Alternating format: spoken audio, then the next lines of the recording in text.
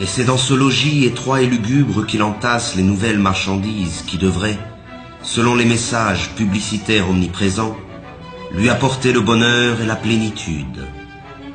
Mais plus il accumule des marchandises, et plus la possibilité d'accéder un jour au bonheur s'éloigne de lui.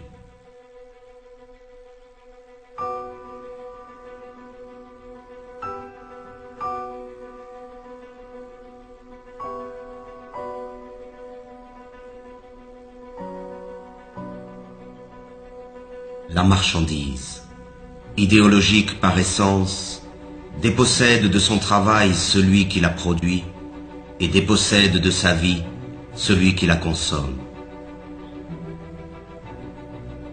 Dans le système économique dominant, ce n'est plus la demande qui conditionne l'offre, mais l'offre qui détermine la demande. C'est ainsi que de manière périodique, de nouveaux besoins sont créés qui sont vite considérés comme des besoins vitaux par l'immense majorité de la population. Ce fut d'abord la radio, puis la voiture, la télévision, l'ordinateur et maintenant le téléphone portable. Toutes ces marchandises, distribuées massivement en un laps de temps très limité, modifient en profondeur les relations humaines. Elles servent d'une part à isoler les hommes un peu plus de leurs semblables et d'autre part à diffuser les messages dominants du système. Les choses qu'on possède finissent par nous posséder.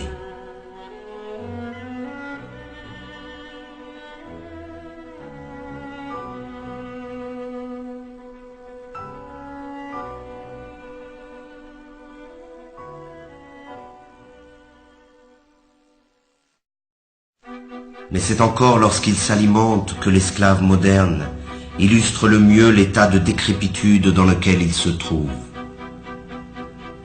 Disposant d'un temps toujours plus limité pour préparer la nourriture qu'il ingurgite, il en est réduit à consommer à la va-vite ce que l'industrie agrochimique produit.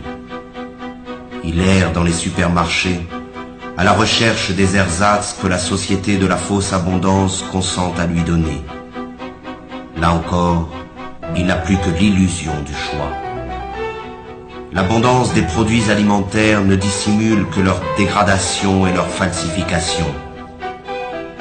Il ne s'agit bien notoirement que d'organismes génétiquement modifiés, d'un mélange de colorants et de conservateurs, de pesticides, d'hormones et autres inventions de la modernité.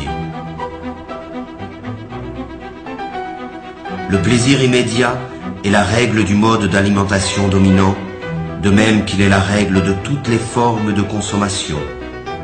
Et les conséquences sont là qui illustrent cette manière de s'alimenter. Mais c'est face au dénuement du plus grand nombre que l'homme occidental se réjouit de sa position et de sa consommation frénétique. Pourtant, la misère est partout où règne la société totalitaire marchande. Le manque est le revers de la médaille de la fausse abondance. Et dans un système qui érige l'inégalité comme critère de progrès, même si la production agrochimique est suffisante pour nourrir la totalité de la population mondiale, la faim ne devra jamais disparaître.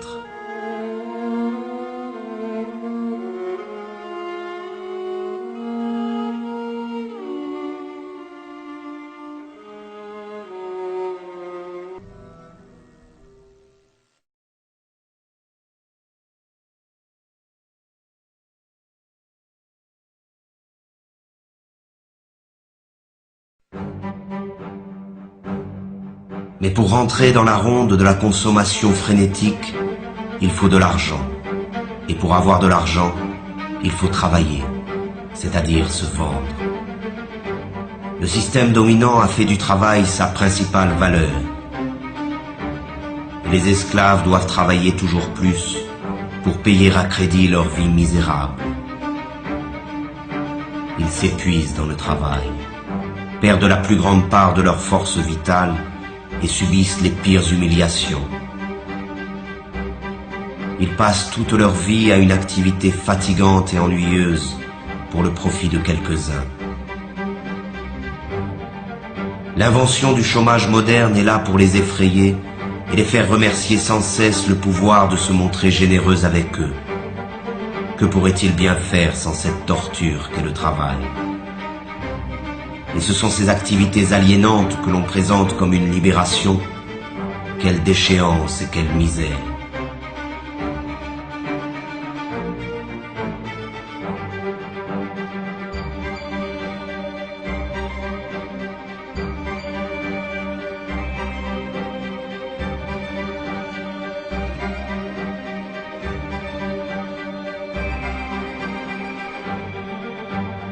Toujours pressés par le chronomètre ou par le fouet, chaque geste des esclaves est calculé afin d'augmenter la productivité.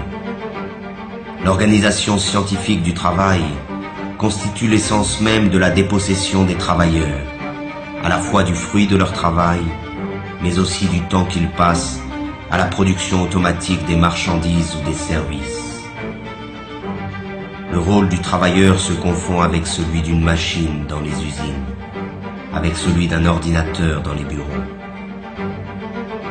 Le temps perdu ne revient plus. Ainsi, chaque travailleur est assigné à une tâche répétitive, qu'elle soit intellectuelle ou physique. Il est spécialiste dans son domaine de production. Cette spécialisation se retrouve à l'échelle de la planète dans le cadre de la Division internationale du travail. On conçoit en Occident, on produit en Asie et l'on meurt en Afrique.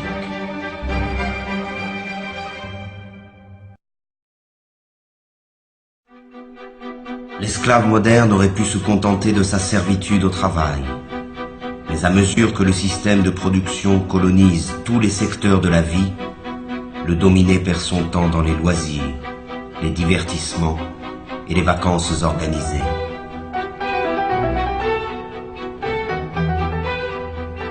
Aucun moment de son quotidien n'échappe à l'emprise du système.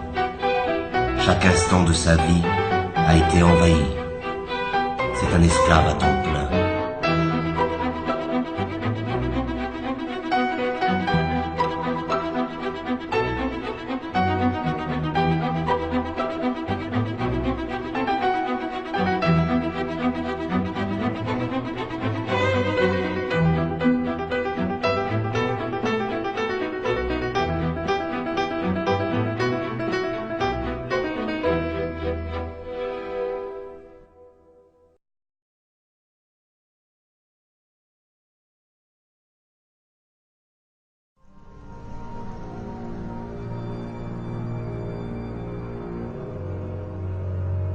La dégradation généralisée de son environnement, de l'air qu'il respire et de la nourriture qu'il consomme, le stress de ses conditions de travail et de l'ensemble de sa vie sociale sont à l'origine des nouvelles maladies de l'esclave moderne.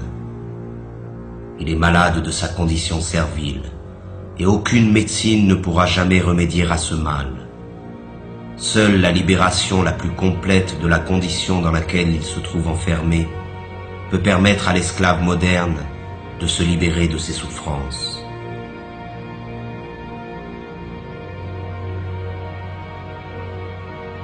La médecine occidentale ne connaît qu'un remède face aux maux dont souffrent les esclaves modernes, la mutilation.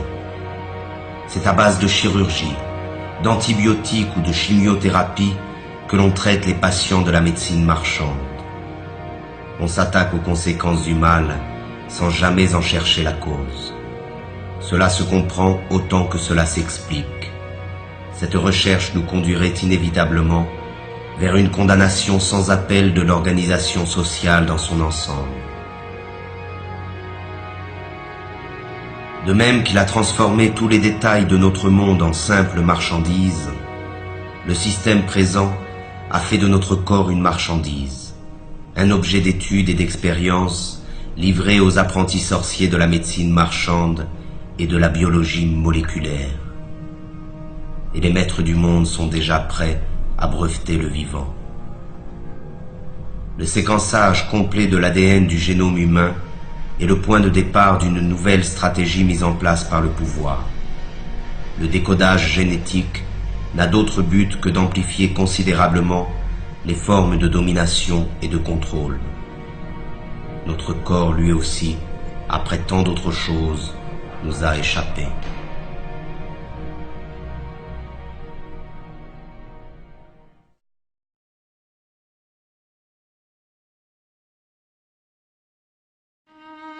Le meilleur de sa vie lui échappe, mais il continue, car il a l'habitude d'obéir depuis toujours.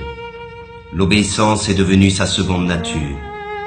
Il obéit sans savoir pourquoi, simplement parce qu'il sait qu'il doit obéir. Obéir, produire et consommer, voilà le triptyque qui domine sa vie. Il obéit à ses parents, à ses professeurs, à ses patrons, à ses propriétaires, à ses marchands. Il obéit à la loi et aux forces de l'ordre. Il obéit à tous les pouvoirs car il ne sait rien faire d'autre. La désobéissance l'effraie plus que tout, car la désobéissance, c'est le risque, l'aventure, le changement. Mais de même que l'enfant panique lorsqu'il perd de vue ses parents, l'esclave moderne est perdu sans le pouvoir qui l'a créé. Alors il continue d'obéir.